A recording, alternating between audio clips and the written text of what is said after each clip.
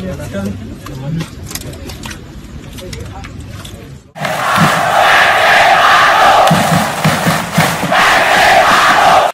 Assalamualaikum warahmatullahi wabarakatuh, teman-teman YouTube semua. Dah lama ini saya nggak bikin video on cam, artinya tatap muka ya, karena banyak sekali kesibukan pekerjaan di kantor. Karena ini bisa on cam karena ya sedang libur aja malam ini kebetulan. Pada video kali ini ya kita coba diskusikan mengenai perkembangan sepak bola kita yang sangat baik, yang sangat panas seperti bola salju, bola panas yang salju dingin, mengenai bursa calon ketua PSSI ataupun ketua umum PSSI. Apa yang saya sampaikan adalah semua pendapat saya dan hanya opini ataupun sudut pandang, opini, dan ya namanya kita negara di demokrasi, mencoba berpendapatnya sesuai dengan thumbnail yang saya gunakan pada judul ataupun video ini adalah bahwa saya sengaja akan membahas 3 calon ketua umum PSSI ya. Sebetulnya sudah ada 5 yang mencalonkan ataupun bakal calon ya, karena kan belum sah menjadi calon, baru daftar ya, jadi masih bakal calon. Sudah ada 5, tapi saya coba untuk 3 aja kita bahas satu-satu. Kenapa 3? Karena yang 3 ini yang saya kenal, yang saya tahu, bukan kenal ya, kalau kenal itu kan tahu gitu, bincang, cuma yang saya tahu gitu. Yang pertama ada Erick Thohir, yang kedua ada Lanyala Mataliti, dan yang ketiga ada Doni Setiabudi ataupun Kang Jalu.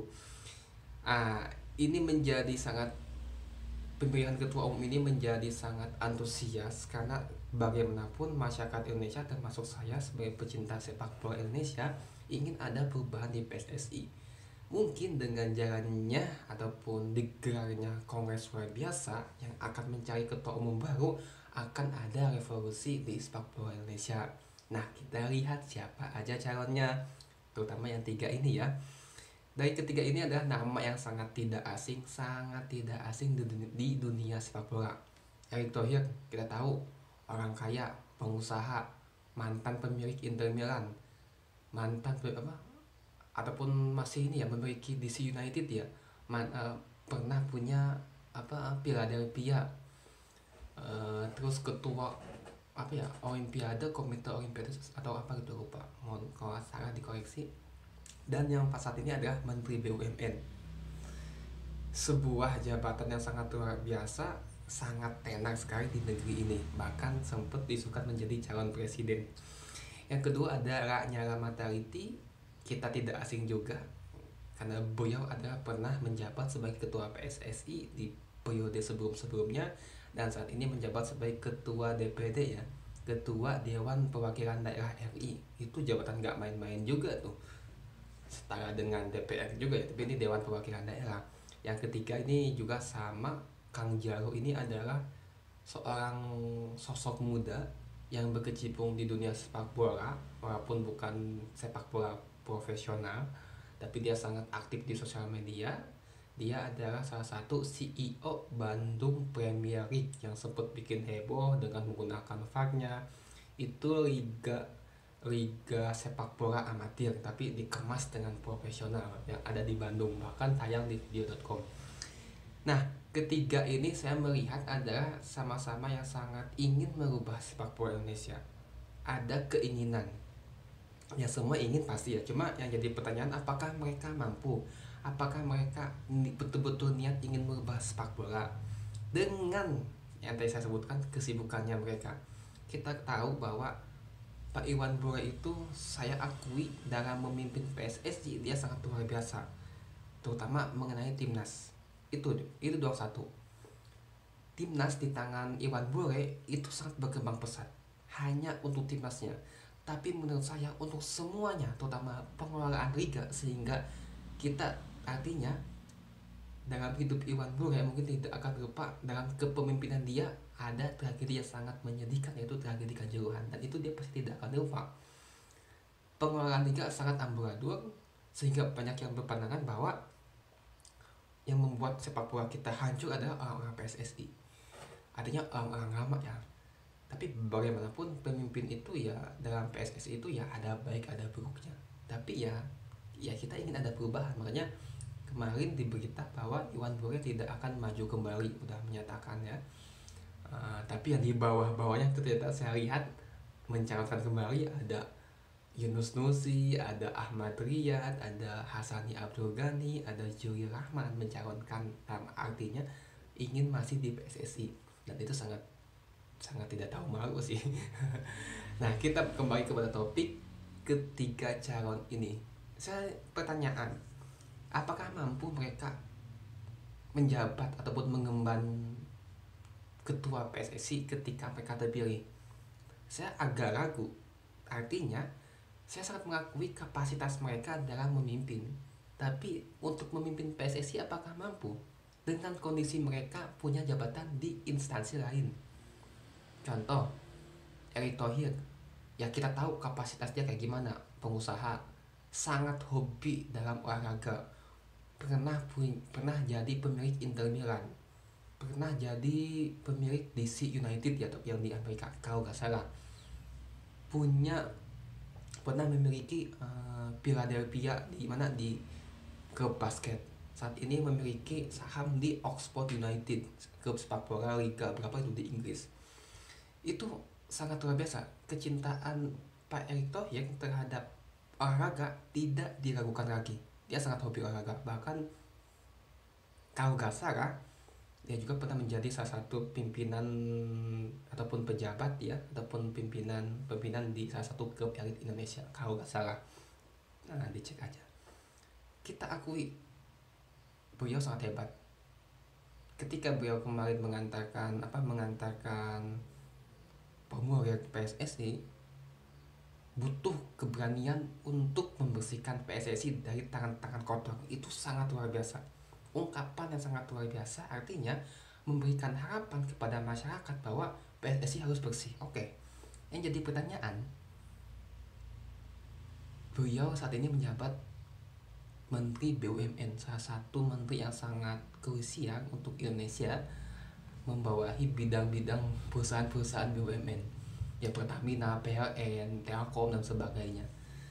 Ketika suatu saat nanti mungkin Pak Erick Thohir terpilih menjadi ketua PSSI dan masih menjabat ataupun dibaringin menjabat Menteri BUMN, apakah akan bisa keurus PSSI? Karena ini nggak main-main teman-teman semua. Saya akui beliau adalah orang hebat, pasti bagus. Tapi apakah mampu menjadi Menteri BUMN sekaligus menjadi ketua PSSI? Nah, ini patut dipertanyakan juga, karena di sosial media dan dimanapun masyarakat berharap Pak Erick Thohir menjadi ketua PSSI. Oke, saya pun juga setuju. Saya juga setuju, tapi apakah mampu dengan mengemban amanah jadi ketua PSSI? Terus ya, apakah mampu? Begitu berat PSSI. Ya, artinya PSSI bagi saya betul harus di-cut satu generasi. Orang-orang sama PSSI harus di-cut. Ya, teman-teman tahu lah siapa aja orang-orang tersebut yang masih mencalonkan kembali gitu. Itu sih. Jadi ini gak main-main. Mesti jadi pertimbangan juga. Tetap yang menentukan siapa jadi ketua PSSI adalah nanti dalam kongres luar biasa yang memiliki hak suara, yang memiliki voter. Voter itu siapa ya, pemilik klub ataupun asprop. Itu yang menentukan nanti. Masyarakat Indonesia hanya bisa berdoa semoga para pemilik hak suara menggunakan akalnya untuk memilih pemimpin. Jangan ada kontrak-kontrak politik ini, tapi gunakan akal sehat mereka untuk memilih pemimpin PSSI yang betul-betul amanah, ingin memajukan sepak bola Indonesia. Mudah-mudahan, karena bagaimanapun ya kita sebagai pecinta sepak bola ya hanya bisa berdoa, nggak bisa buat apa-apa karena kita nggak punya suara untuk menentukan itu ya. Oke, Pak Erick Thohir, pertanyaannya apakah, ya saya nggak yakin ataupun nggak apa ya, tapi sangat berat sekali. Yang kedua adalah Lanyala Mataliti.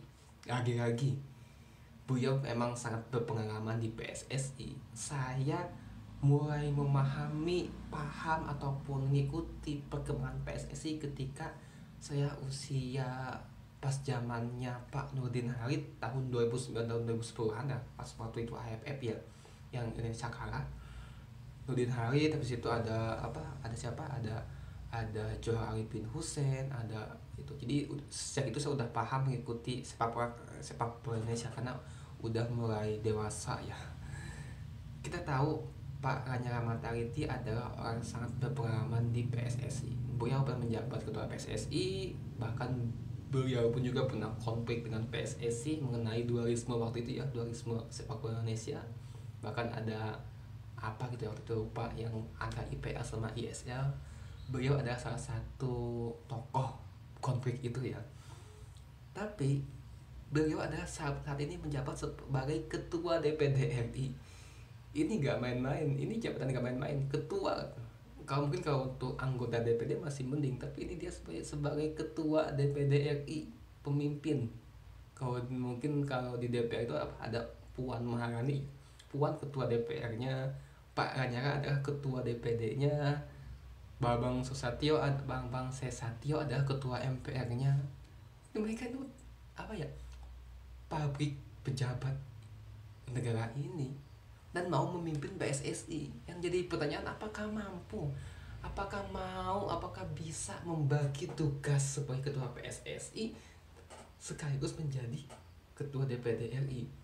Ini gak main-main, ketua dewan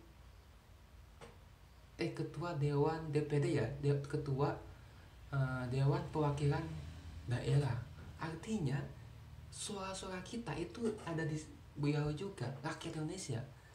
Dan ini saya kadang-kadang heran, apa sih yang dicari, apa sih yang diinginkan ini, ketika apa sih yang diinginkan, apa sih yang dicari ini, sehingga kok mau mencalonkan. Saya bingung. Oke, beliau ada waktu itu mengatakan ingin membayar hutang, karena beliau ketika terpilih menjadi ketua PSSI tidak diakui oleh Menpora, dan beliau sempat kena kasus apa ya, diduga korupsi dana Kadin sehingga ditangkap oleh KPK, tapi faktanya beliau tidak bersalah dan bebas.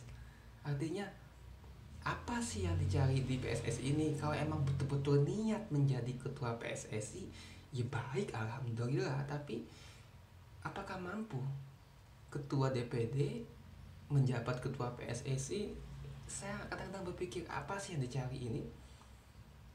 Karena saya berpikir, coba kalau ada ketua PSSI itu ada betul-betul dia tidak punya jabatan di instansi lain.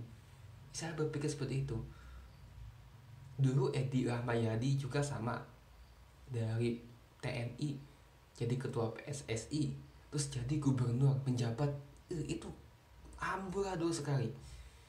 Ketika Edi Rahmayadi terpilih menjadi gubernur Sumatera ya, Medan itu, dan beliau juga masih menjabat ketua PSSI, itu PSSI amburadul waktu itu, amburadul.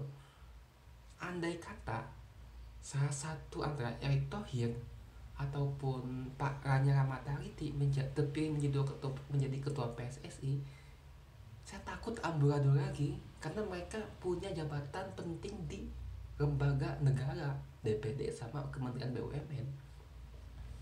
Oke, itu menjadi pertanyaan ya. Kita sih berharap ya, semoga betul-betul revolusi ya, siapapun yang terpilih. Yang ketiga adalah Kang Jaru ataupun Doni Setiabudi. Beliau belum pernah di PSSI, tapi saya pernah lihat di podcast bahwa beliau pernah sudah menjadi di PT LIB, tapi beliau menolak, tapi beliau berhenti ya, menolak ya, karena beliau mengolah ke sama Atta Halilintar, bisa dicek di YouTube itu. Tapi beliau belum pernah di PSSI. Tapi pengalaman beliau adalah sebagai pengelola Liga Amatir di Bandung, BPL. Oke, saya rasa ini orang sangat betul-betul saya ikutin, sangat betul-betul ada keinginan ingin memajukan sepak bola Indonesia. Tapi beliau belum punya pengalaman di federasi. Saya kaget juga ketika beliau mengajukan sebagai bakal calon ketua umum, itu kaget, wah, langsung calon ketua umum. Kenapa enggak mencalonkan dulu di bawahnya dulu gitu loh, misalnya EXO atau ESCO ataupun, tapi sih juga menjadi wakil ketua umum ya. Tapi ini dia mencalonkan ketua umum. Tapi ini orang sangat semangat. Saya lihat ada emang betul-betul niat ingin memajukan sepak bola, mengubah sepak bola Indonesia. Nah, kita dukung.